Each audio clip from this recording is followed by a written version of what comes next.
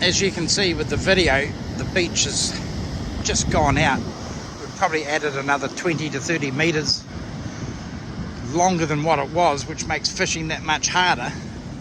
And where you see the waves curling there at the higher tide mark is around about where I'm standing now. You're going to need a really good cast to clear that.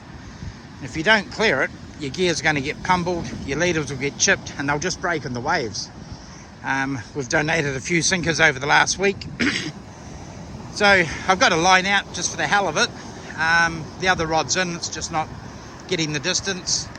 We'll wait for the water to build up over that lip, and then the fish will start coming in. If they can swim in and out without getting battered to death, then you'll find more chance and more success of catching the fish. So where that wave is now, that's where we want the wave behind it to be breaking. And that way, we're probably looking at 6 to 10 feet of water on the edge of the dip where it drops off. And once that happens, all sorts of fish will start moving in. They're not going to get battered with the undercurrents and the top currents, and we'll start targeting that area again. But at the moment, it's just a bit of a waiting game.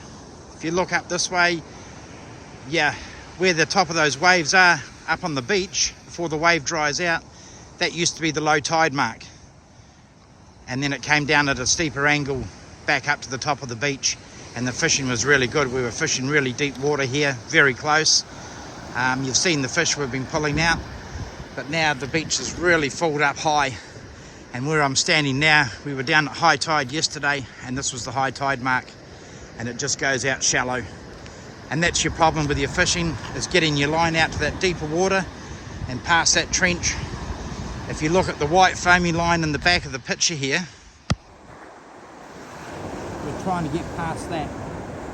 If I can get 10 to 20 feet past that area, then I'm quite happy chappy. I've got 2 sinkers on, 7 ounces in weight, rubber bands. There's quite a bit of drift running north today, so you've got an idea of where you want to finish up with your line in the water. Head back up the beach and go up 20-30 feet, and then still cast slightly up the beach. As the current straightens and your weights hook in, you'll hopefully end up straight out in front of you, which is where you want to be. The straighter the line to your sinkers, the more bites you're going to detect. If it's running out on an angle, you're going to miss a lot of bites. And plus, if you've got a loop in your line, more current, more drag, and that'll just push your sinker back up the beach.